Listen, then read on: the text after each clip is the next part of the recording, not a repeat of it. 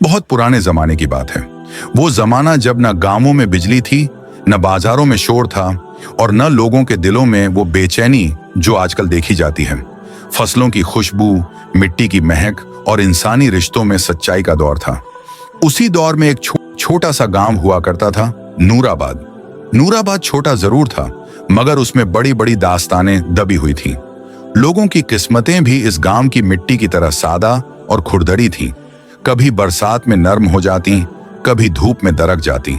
इसी गांव में एक शख्स रहता था, अब्दुल रऊफ नाम का।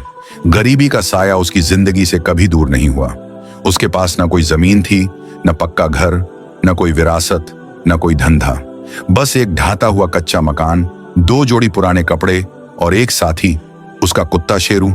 शेरू कोई खास नस्ल का कुत्ता नहीं था। भूरा कालापन मिला हुआ, बदन पर कई पुराने चोटों के निशान, मगर आंखों में वफादारी की चमक, जैसे दुनिया का सबसे ईमानदार दोस्त हो। गांव वाले कहते थे, अब्दुल रऊफ गरीब है मगर शेरू उसका साया है। जहां रऊफ वहां शेरू। रऊफ अजान से पहले उठता, जंगल जाता, लकड़ियां काटता, शाम को 2-3 आने कमाता। आधी रोटी खुद खाता, आधी शेरू को देता। अब्दुल रऊफ की बीवी मारिया बानो खूबसूरत थी मगर मिजाज तेज, नाजुक थी मगर जुबान कड़वी।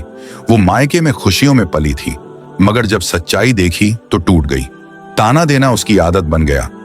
मेरे नसीब ही फूटे हैं, बाकी औरतें शान से फिरती हैं और मैं फटे कपड़ों में दबी हूं। रूफ हमेशा चुप, बस ये कहता, मारिया अल्लाह का दिया काफी है। लेकिन मारिया और भड़क जाती। एक शाम रऊफ थका आया, 2 आने हाथ में थे।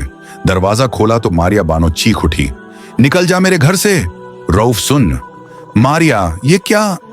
वो बोली, 2 आने कमा कर आता है और मुझे सब्र सिखाता है। निकल जा और अपने कुत्ते के साथ रहो। ये शब्द, अपने कुत्ते के साथ रहो, रऊफ के दिल पर छुरी जैसे लगे।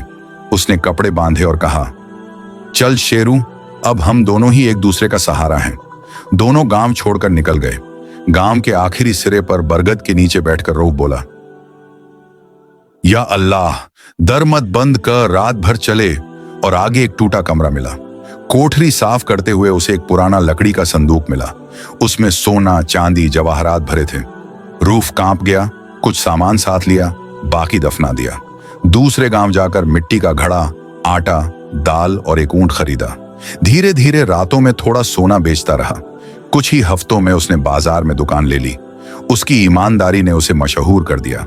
वही फटे कपड़े, वही कोठरी, वही शेरू, वही गरीबों को खाना। लोग कहते, अब्दुल रऊफ अमीर होकर भी गरीबों जैसा दिल रखता है। उधर मारिया ने जल्दबाजी में दूसरी शादी कर ली। नया शौहर जालिम निकला, मारता, गालियां देता। उसने उसे तलाक दे दिया। मायके लौटी तो टूटी हुई थी। जब उसने देखा कि अब्दुल रऊफ कितना सम्मानित है, उसके होश उड़ गए। दरवाजे पर दस्तक हुई। सामने मारिया बानो थी। मैं माफी मांगने आई हूं। रूफ चुप। क्या मैं वापस आ सकती हूं? रूफ ने कहा, माफ कर दूंगा मगर रिश्ता नहीं जुड़ सकता। मारिया बोली, क्या मैं सिर्फ पनाह पा सकती हूं? रह सकती हो मगर सिर्फ पनाह के लिए। मारिया सफाई करती, खाना बनाती, लेकिन अब वह रऊफ से दूर रहती। एक दिन बाजार में नवाब सरफराज अली का नुमाइंदा आया।